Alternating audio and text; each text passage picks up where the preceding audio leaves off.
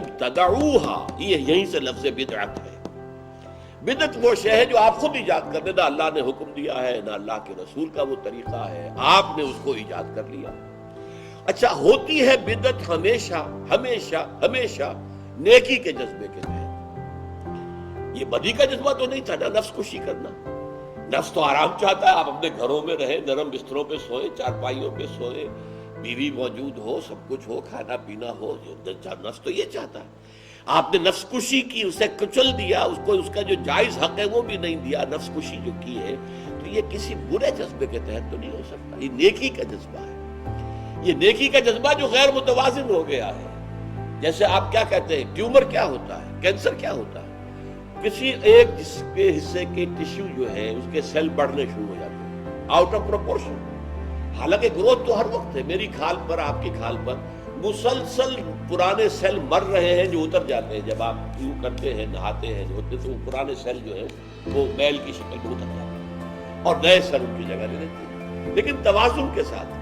لیکن اگر کہیں کسی ایک جگہ کے سیل زیادہ بڑھنے شروع ہو جائیں اب یہاں پر، تو وہ ایک ابھار سا ہو جائے گا، اس کو آپ ٹیومر کہتے ہیں۔ وہ ٹیومر سمپل بھی ہوتا ہے، میلیگننٹ بھی ہوتا ہے۔ سمپل تو یہ کہ یہیں پر بڑھے گا، چاہے وہ ایک تربوز کے مطابق ہو جائے، لیکن وہ ایک ہی جگہ پر رہے گا۔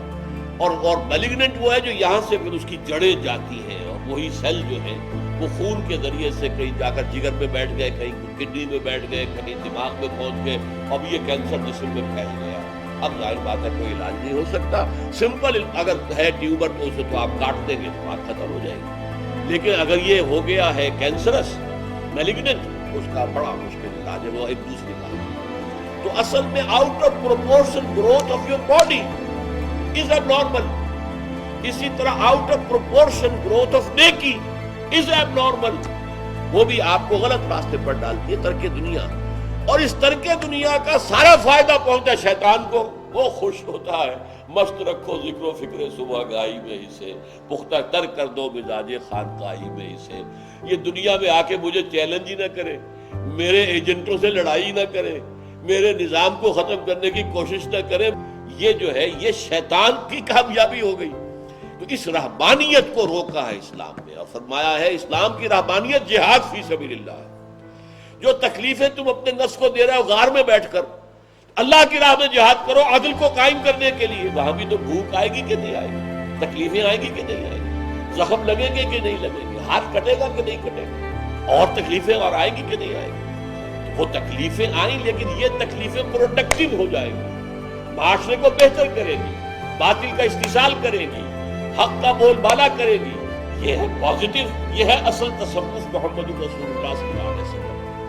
سلوک محمد، اس پر میرا ایک کتابچہ موجود ہے۔ لیکن انہوں نے کیا سکھایا؟ شیطان نے پٹی پڑھائی، جاؤ جی چھوڑو یہ دنیا، چھوڑو ان بدماشوں کے لیے، شیطانوں کے لیے، جو چاہیں کریں، کھل کھیلیں، عیش کریں، جس طرح چاہیں لوگوں کو ستائیں، لوٹیں، خون چوسیں، یہ سرمایہ دار خون چوسیں اپنے مزدوروں کا، اور یہ زمیندار خون چوسیں اپنے کاشتکاروں کا، ہاریوں کا، کرنے کو ملے۔ تم جاؤ، تم دو دکھاؤ، مست رکھو ذکر فکر سکھا گاہی میرے سے، اور مختر کر دو مزاج خانقاہی میں سے۔ شیطان ہر ایک سے اس کی حیثیت کے مطابق معاملہ کرتا ہے۔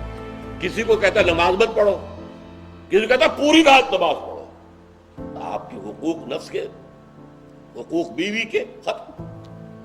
لہذا اصل کیا ہے؟ اعتدال۔ رہبانیت ابتدعوها، بدعت سے ابتداع، ما کتبناها علیہم، ہم نے وہ ان پر لازم نہیں کی تھی، الا ابتغاء رضوان اللہ۔ یہ ٹکڑا ذرا مشکل ہے یہاں پر، کہ ان میں دو